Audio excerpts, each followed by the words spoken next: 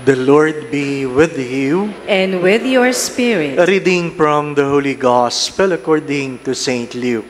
Glory to you, O Lord.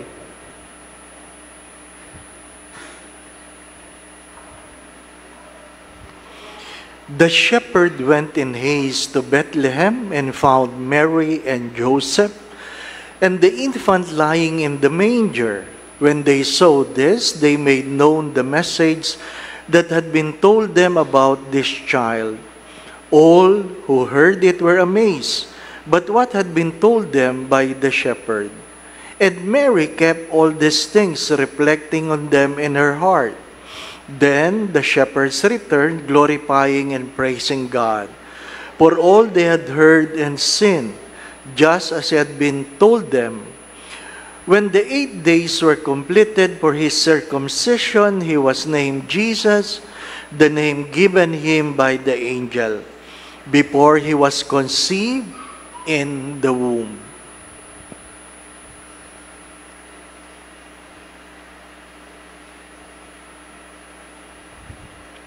The Gospel of the Lord. Praise to you, Lord Jesus Christ.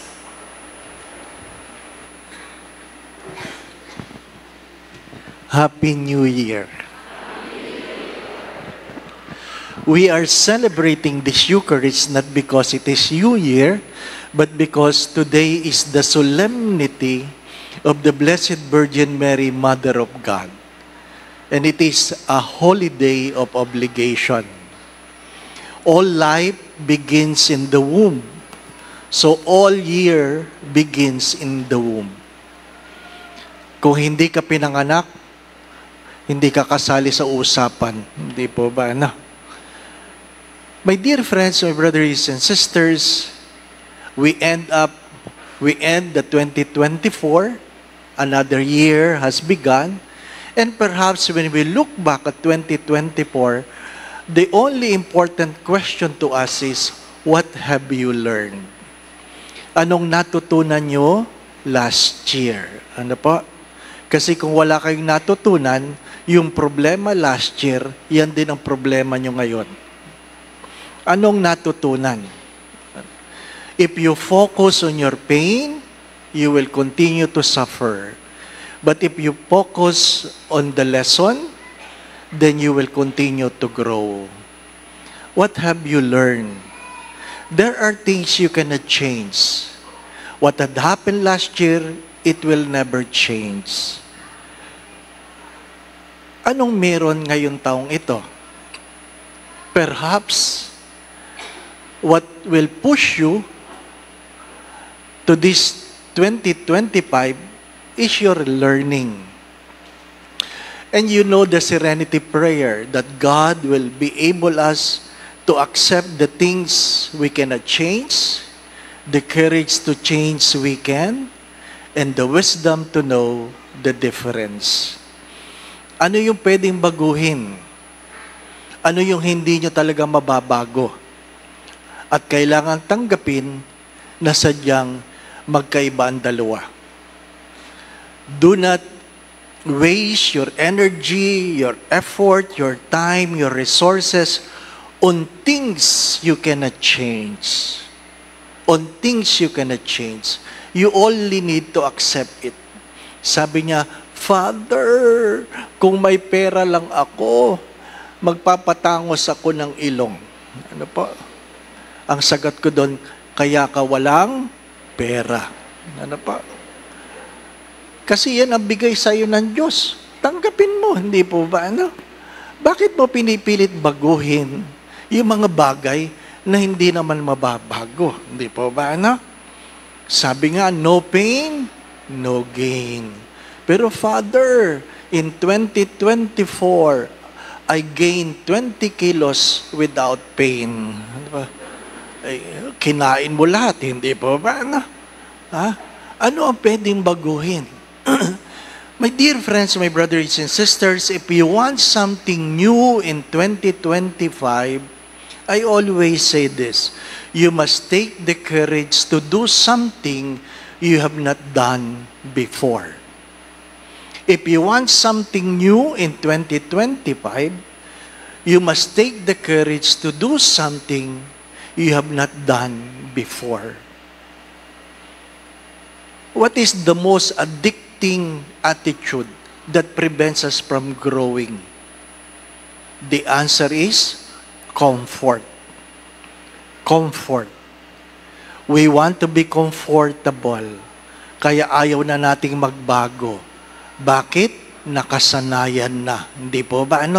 Nakasanayan na. Nakasanayan ng kumain ng bawal. Hindi po ba? Magpamisa na lang. Kasi, wala talaga eh. Gustong gumaling, ayaw tigilan yung bawal. Hindi po ba? Taon-taon na lang sinasabi, next year. Di po ba? Next year, wala ka na. Ano po? Pag hindi ka nagbago, di po ba? Ano sinasabi ko palagi? Ha? Ano palagi ko sinasabi? Pag sinabi ng doktor, bawal yan, may pag-asa ka pa. Ano pa? Pag pinagbawalan ka, may pag-asa ka pa. Pero pag sinabi ng doktor, kahit ano pwede mo nang kainin, wala ka ng pag-asa. Hindi ka na talaga gagaling. Ano po? Father, yun nga kinagagalit ko eh. Galing ako sa hospital eh. Ang dami pinagbabawal ng doktor. Ayan ang balak mo. Nagpalit ako ng doktor. Kasi kung hindi mo kayang palitan yung pag-uugali, magpalit ka ng doktor. Di po ba? That's why we fail to grow. We look for people who will tell us what we want to hear rather than hearing what we ought to hear. Mga minamahal na mga kapatid, kung gusto natin na may bagong pagkatao sa bagong taon, ang baguhin natin ay ating sarili, hindi ang ibang tao. Ang hilig natin magreklamo tungkol sa ating mga kapatid, kapitbahay, magulang, nakikita natin na kapintasan ng iba, pero hindi natin nakikita ang sarili nating kapintasan. Di ba, Mga minamahal na mga kapatid. Minsan sinabi ko ito, or palagi ko itong sinasabi sa kasal, sinasabi ko sa mga lalaki, wag na wag mong gagawin ang pagkakamaling ito. Ano yun, Father? Nasasabihin mo sa misis mo, mataba ka. Lahat ng sinabi mo maganda, makakalimutan nila. Yun na lang ang tatanong, mataba ako ha? Oh. Kaya pag tinanong ka ng misis mo, mataba ba ako? Huwag kang magpapahuli doon, ha? Namimingwit yun. Ano pa? Ang sagot doon ay, gusto mong bumili ng bagong damit? Yun ang sagot doon. Huwag mo sasabihing mataba, di ba? Parang sikip na, no? Di ba? My dear friends, my brothers and sisters, there are things you cannot change. The only way to change our lives is to change our attitude, not the situation. Again, if we want to change our lives, we have to change our attitude, not the situation. Do not forget this. Our attitude is the librarian of the past, the speaker of the present, the prophet of our future. If we will not change our attitude, you know already what you will become. Most of the time, we become not what we want, but a product of our choices. There is always a trade-off. There is always a consequence. Even in the law of physics, all actions has corresponding reactions. Hindi lang ngayon. Ang titingnan mo, ano mangyayari bukas? Yung kumain ng chocolate na napakarami, di ba A moment in your lips, forever in your hips. Ha? Tapos sasabihin nyo, ba't hindi kasya ang pantalon? Hindi pa ba, Masisisi mo ba ang chocolate? Hindi. Tinutukan ka ba ng baril niyan? Subo mo ako, subo mo ako. Hindi. Wala. Do you know that the most addicting substance, kanina, the most addicting attitude is comfort. The most addicting substance is sugar. Sugar. Ano pa? Sugar. Kaya nga diabetic ako Sugar. Di ba ba? Talagang mahirap i-resist. Ngayon ang problema, ayaw mo na lahat ng sugar. Pati kanin, nakakataas ng blood sugar. Di ba? Hindi makuha sa pray over, Lord. There are things, even prayer don't work. Entails discipline. As I many times have said this, discipline is never about punishment. Discipline is about embracing certain habits so that we will be able to live a life of excellence and distinction. Discipline. Discipline, my dear brothers and sisters. Parents, teach your children discipline. It is not for you. It is for them. Noong unang panahon, dalawa lang naman, di ba? Ang kaharap ng mga anak, ang alin? Pag hindi pamatpat, hanger. Di ba ba, Hahabulin ka na yung puwit mo. Hahabulin. Di ba ba, Nakakapandaya kami dati, pero alam na nila ang tunog ng may karton sa puwet. Di ba ba, O, ginawa namin yun, 4 kami lalaki. So, dapat matatalino kami. Hindi pa ba, So, kung ano naranasan ng isa, pinag-aaralan namin. Hindi pa ba, But, we are a product of discipline. And discipline is about choices. Take note, who you are today is a product of your choices. It is not a product of the choice of your parents. Again, 2025 could be a better year compared to 2024 if you have learned something. If you will take the courage to do something you have not done before. And you will go out of your comfort zone and live a life of discipline.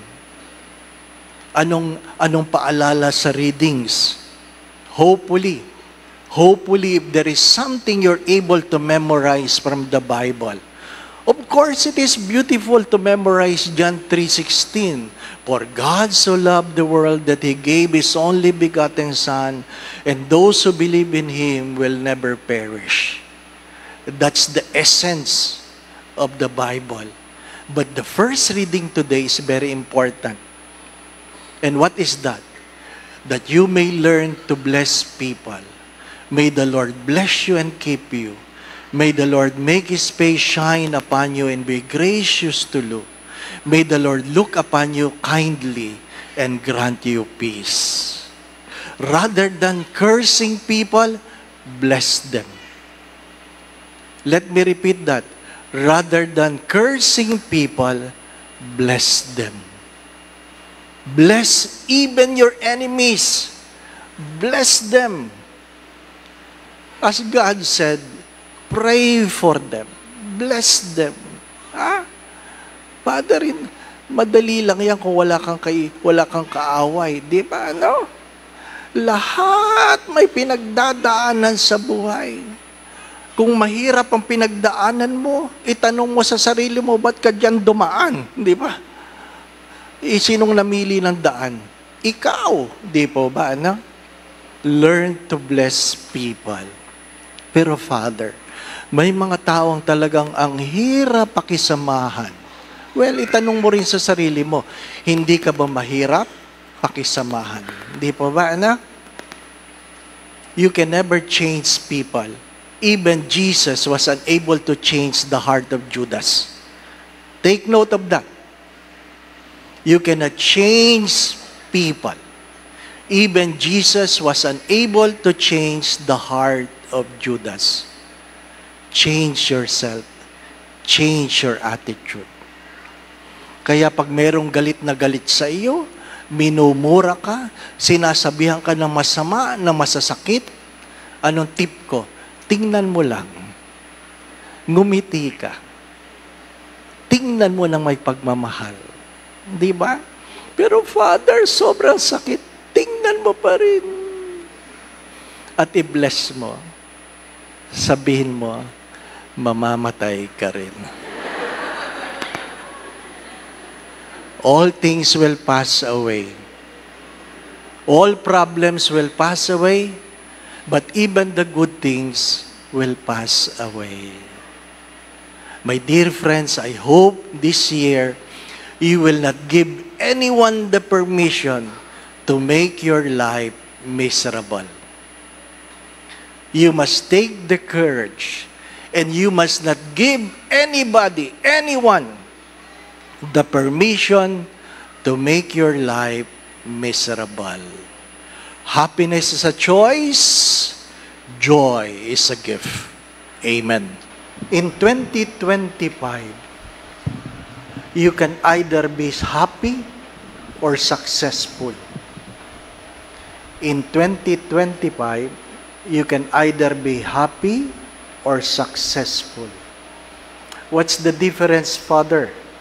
Successful people get what they want. Happy people wants what they get. Successful people get what they want, but happy people wants what they get. My dear friends, you cannot change 2024. You can only learn from it. You can decide what you want for 2025. But that is very important that you may learn to bless the people around you. Because unless the Lord bless the works of our hands, we will labor in vain. Do not forget the prayer. May the Lord bless you and keep you. May the Lord make His face shine upon you and be gracious to you. May the Lord look upon you kindly and grant you peace. The Lord be with you. And with your spirit. Bow your heads and pray for God's blessing. If you are celebrating your birthday, wedding anniversary, or traveling where, or whatever intentions, if you are sick, ask the Lord for the grace. Naway ingatan ka ng Diyos, ilayo ka ng Diyos sa lahat ng uri ng kapahamakan. Patuloy kang pagkaluban ng kalakasan, kalusugan, kung meron ka mang karamdaman, naway pagkaluban ka ng Diyos ng kagalingan. Gabayan ka sa lahat ng iyong iniisip at ginagawa. Kung meron ka mang pinagdadaan ng suliranin o problema, tuwangan ka nawa ng Diyos. Alisin ang iyong mga pagkatakot at pangamba.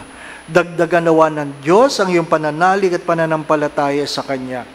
Nawa ang iyong pamilya saan man naroroon ay pagharian kayo ng pagmamahalan, pagkakaisa, pagkakasundo-sundo, kapayapaan, kasayahan, puspos ng pag-ibig at kasaganahan.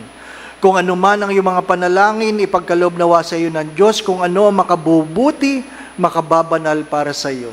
Sa tulong at panalangin mga banal, lalong-lalo na ng mahal na Birhen, gayon din ni San Jose, tapat niyang esposa at aming patron, Padre Pio ng Petrocina.